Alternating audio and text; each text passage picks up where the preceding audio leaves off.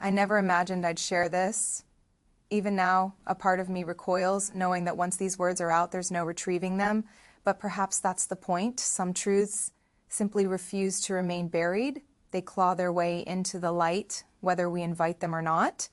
And this particular truth, it began at a simple kitchen table with my own mother, and words I still struggle to comprehend. Before you leap to conclusions, before you think you understand, let me be clear. Nothing actually transpired that night, not in the way your mind might immediately go. But what nearly happened, what hovered on the precipice of reality, was enough to permanently alter me. And before I delve deeper, a quick question: where are you listening from? Share it in the comments below.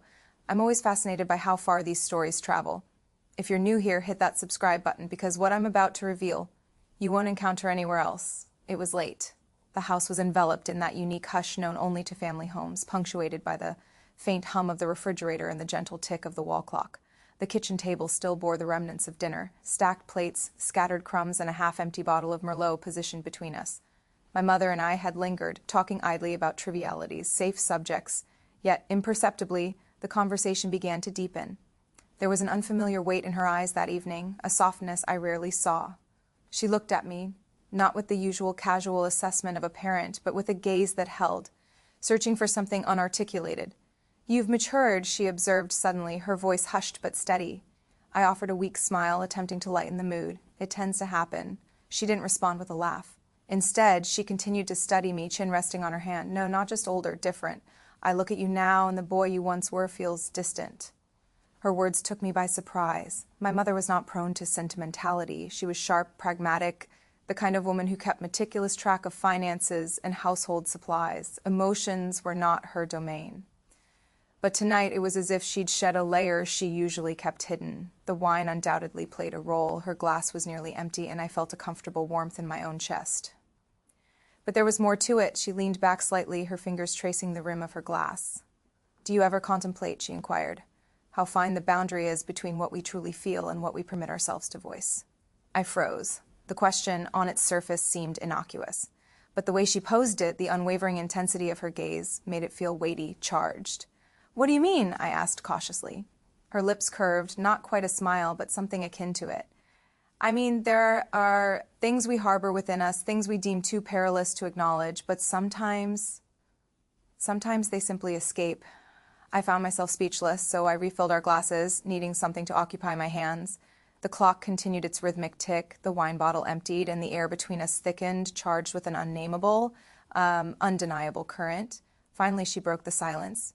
"You've always reminded me of him," she murmured, her voice softening, almost as if she were speaking to herself. "The way you laugh, the way you look when you're lost in thought. Sometimes I see you and it's like gazing into the past." She meant my father, I knew that. But the way she articulated it, the way her eyes lingered on me, it didn't feel like a memory, it felt like a confession. I shifted uneasily in my chair, a sudden restlessness stirring within me. My skin felt taut. "That's an odd thing to say." "Is it?" she countered, tilting her head. "Or is it only odd because I finally articulated it?" Her words settled on my chest like a lead weight. I couldn't discern if she was testing me, teasing me, or revealing something she'd long suppressed. Perhaps all three. I lowered my gaze to the table, to the wine ring staining the wood, to the empty bottle between us. My throat was parched, my pulse erratic. When I finally looked up, her eyes were still on me, steady, unwavering, filled with something I wasn't prepared to name. That was the moment I understood. The night had fundamentally shifted. This was no longer just a kitchen table, no longer a typical conversation between mother and son. It was something else. Something fragile, dangerous, and utterly undeniable. And as much as I yearned to avert my gaze, I couldn't, because sometimes the most perilous truths are the ones we're compelled to confront. The silence stretched so profound I could hear the refrigerator's hum more distinctly than my own heartbeat. She remained seated opposite me, her hand loosely cradling her wine glass, her eyes fixed on me with that same unshakable intensity. "You don't comprehend," she finally said, her voice low, steady, yet laced with a delicate vulnerability. "When you share a life with someone for years, when you nurture them, care for them, witness their growth, you believe you know them completely. But then one day you look across the table, and it's no longer a boy sitting there. It's a man who carries fragments of the past, but also something entirely novel. And it's unsettling." Her words landed heavily, and I felt my pulse quicken. I attempted a smile, a futile effort to dispel the tension. That almost sounds like you're speaking of a stranger. Sometimes you do feel like a stranger, she admitted, her lips curving subtly, but not in a negative way. I was unsure how to respond. My mouth went dry, so I took another sip of wine, though it offered no solace. She mirrored my action, her fingers brushing the glass's rim, her eyes never leaving mine. The room felt oppressively warm, the air too thick. Finally, I leaned back in my chair, attempting to create some distance despite being only a table's width apart. Mom, you're making this overly complicated. She released a quiet laugh, more weary than amused.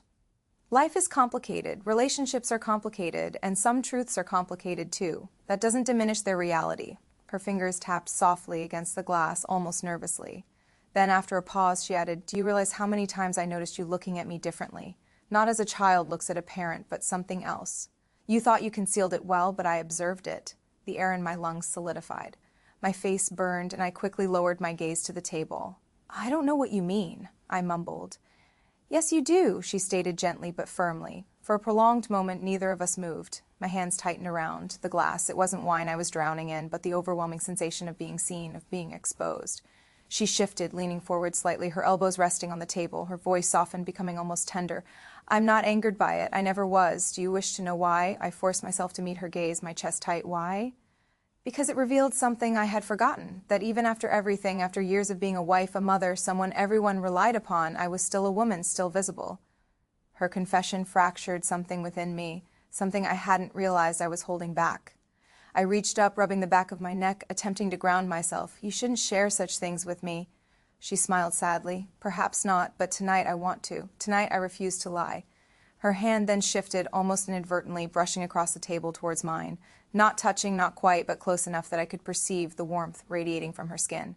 I fixated on that hand, its delicate lines, the years etched into it. A hand that had offered comfort in my childhood, administered discipline in my teenage years, and now trembled near mine, as if uncertain of its place. The clock ticked, steady and relentless. I allowed my fingers to slide slightly closer until the space between us narrowed to a mere breath. We didn't touch, not yet, but it was enough to alter everything. Her eyes darted down, then back to mine.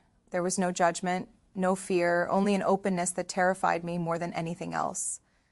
You see, she whispered, the line is finer than you imagine. My throat was dry. And what happens if we cross it?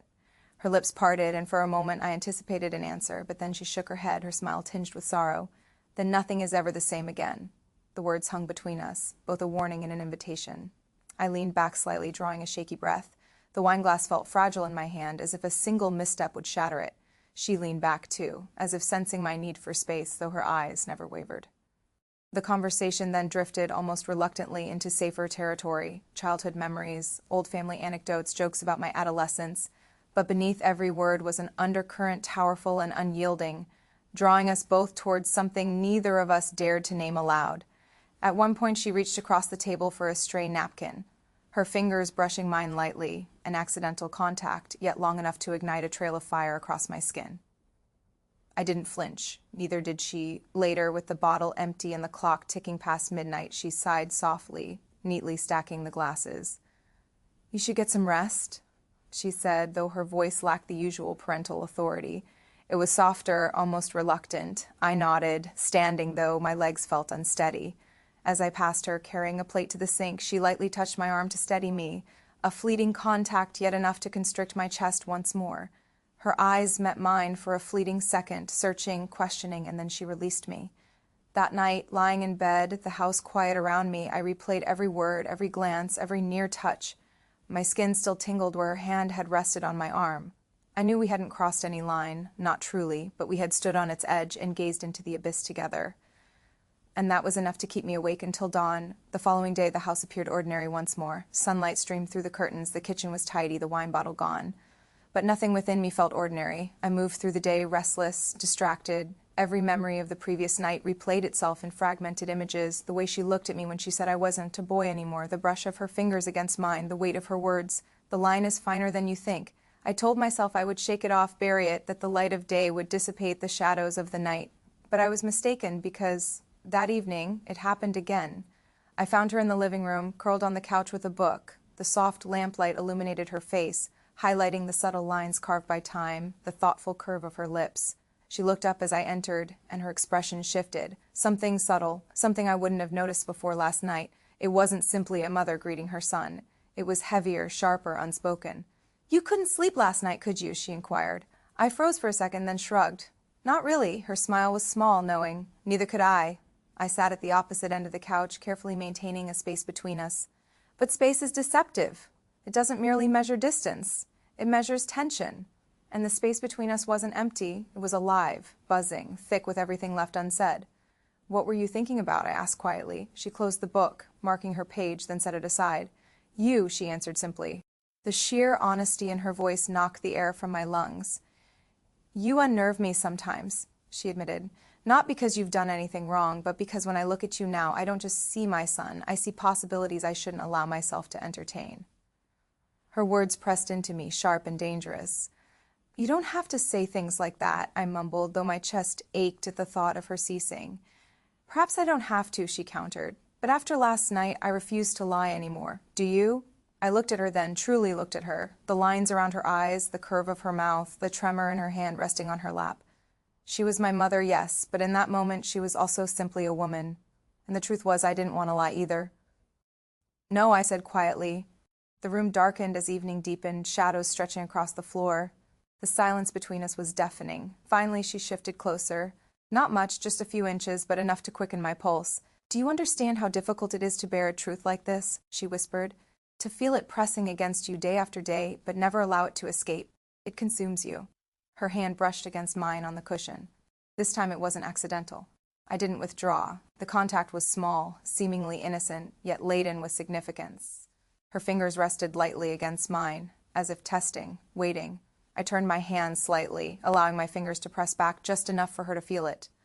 A jolt shot through me. Her breath caught, a soft sound in the quiet room. "We shouldn't," she murmured, though her voice trembled. "I know," I whispered back. Neither of us pulled away. We sat there, connected only by the lightest touch, as if the entire world had shrunk to the space where our hands met. After a long silence, she leaned her head back against the couch cushion, closing her eyes. "Do you ever wonder what it would be like if circumstances were different? If we weren't constrained by labels, by constant rules?" "All the time," I admitted before I could stop myself. Her eyes opened, locking onto mine again. The raw honesty between us was terrifying, intoxicating. "And yet here we are," she whispered, "trapped by both what we feel and what we fear." The clock ticked loudly from the wall, marking time we both wished would cease. Her hand tightened slightly around mine, the smallest of movements, but it sent a shock through me. "Promise me something," she said, her voice trembling. "What?" "Promise me you'll remember this, even if nothing more ever happens. Promise me you won't pretend this night didn't occur."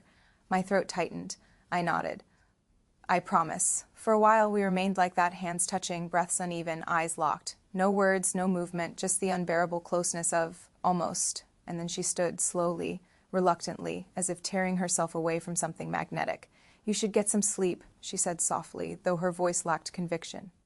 I nodded, though leaving was the last thing I desired. As I passed her, she reached out, brushing her fingers against my arm again. Just a fleeting touch, but enough to leave me burning. When I looked back, she was still standing there, watching me with eyes full of everything she couldn't articulate. That night, I lay awake again, staring at the ceiling, her words echoing in my head. "Promise me you'll remember this." I knew I would, because some moments brand themselves into you so profoundly, no amount of time can erase them. And this, whatever it was, whatever it wasn't, was one of them. The next evening stretched out in an uneasy silence. I tried to distract myself, TV humming in the background, scrolling through my phone, but nothing worked. Every sound in the house, every shadow at the edge of my vision seemed to pull me back to the night before, to her voice, to her hand against mine. Finally, I abandoned the pretense.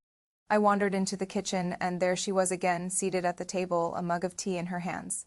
The dim light above her made the steam curl upward like smoke, softening the lines of her face. She looked up when I entered, her lips parting slightly as if she'd been expecting me. "You couldn't stay away," she said quietly. "Neither could you," I answered. Her smile was faint, fragile. Perhaps we're both too deeply entangled already. I sat across from her, but the distance felt unbearable. The air between us buzzed with everything unsaid. For a long time we said nothing, just the sound of the clock ticking, the whisper of rain against the windows, the faint clink as she set her mug down. Finally she broke the silence. "Do you know what frightens me most?" I shook my head.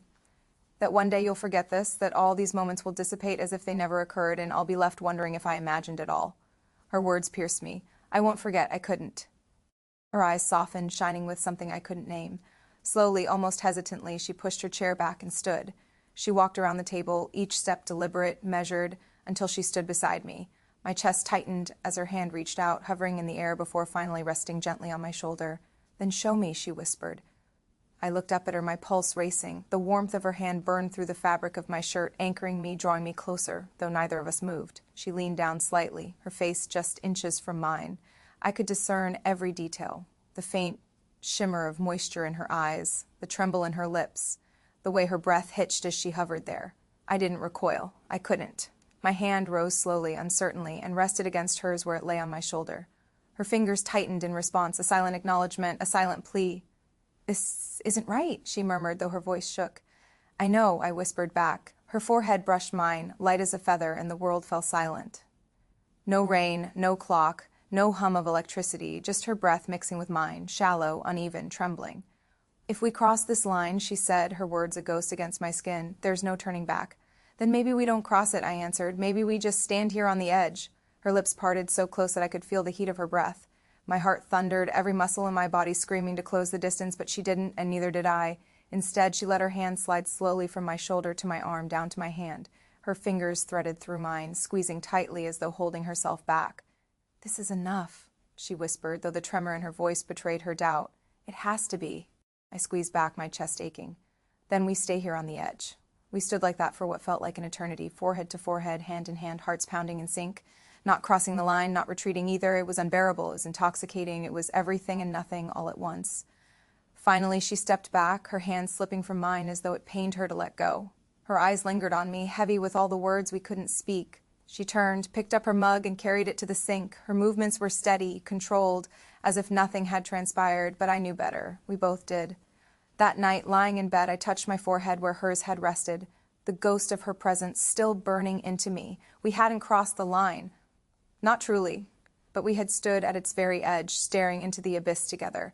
And sometimes that's more dangerous than falling. The morning after felt different. The house was quiet in the way only secrets can make it quiet. Every sound, every movement laced with the weight of what had almost happened. She made breakfast as always, moving through the kitchen with practiced motions, frying eggs, pouring coffee. But I could perceive the slight hesitation in her hands, the way she avoided my eyes when she placed the plate in front of me. We didn't discuss the night before, not directly, but the silence between us wasn't empty. It was full, pressing, alive. Every now and then I'd catch her glancing at me, and our eyes would meet for half a second too long before one of us looked away. It was enough to remind me that what we shared wasn't gone, wasn't erased. It was still there, humming beneath the surface, unspoken but undeniable. Later that day, I found her in the garden, pulling weeds, her hands in the dirt. Sunlight caught her hair, transforming the silver strands into threads of light. For a moment, I just stood there watching her, recalling the way her forehead had rested against mine, the way her hand had clung to mine, as if it was the only thing keeping her grounded. When she noticed me, she smiled faintly, shading her eyes with her hand. You look like you have something to say. I swallowed hard. Do you? She asked. She set the gloves aside, brushing soil from her fingers. For a long moment, she simply looked at me, her expression unreadable. Then she said softly, Some things are better left as memories, safer that way. I stepped closer, close enough that I could smell the earth on her skin, see the faint tremor in her smile. And if I don't want it to be just a memory, I asked before I could stop myself. Her breath caught. She looked at me, her eyes glistening in the sunlight. Then remember this instead, she whispered. Remember that sometimes almost is stronger than anything real, because almost never fades, almost stays. Her words sank into me like stones in deep water. We didn't touch that day. Not a brush of hands, not a lingering glance. We simply stood there in the garden, the air between us heavy with everything we couldn't articulate. And then she turned back to her work, her hands steady now, her smile fixed, as if the earth could absorb all the things we dared not speak aloud. I walked away, carrying her words with me. Years have passed, but that night, those nights, still reside within me. The kitchen table with its empty bottle of wine, the couch where our hands touched. The moment her forehead rested against mine, breaths mingling, hearts racing as we stood on the very edge of something forbidden. We never crossed the line, but we stood there together, staring into the abyss. And that was enough to alter everything, because sometimes the heaviest truths aren't the ones you confess aloud. They're the ones that hover forever in the silence, in the space between words, in the memory of almost. I've since learned that almost is a strange kind of ghost. It doesn't depart. It lingers. It appears in the quiet moments when I catch a glimpse of her smile, when I hear her humming in the kitchen, when I close my eyes at night and feel the ghost of her hand in mine. Almost as stronger than yes, almost as heavier than no, almost never releases its hold. And so I live with it. We both do. Bound not by what happened, but by what almost happened. By the truth we can never speak, but will always carry. That was her gift to me, not something wrapped in paper.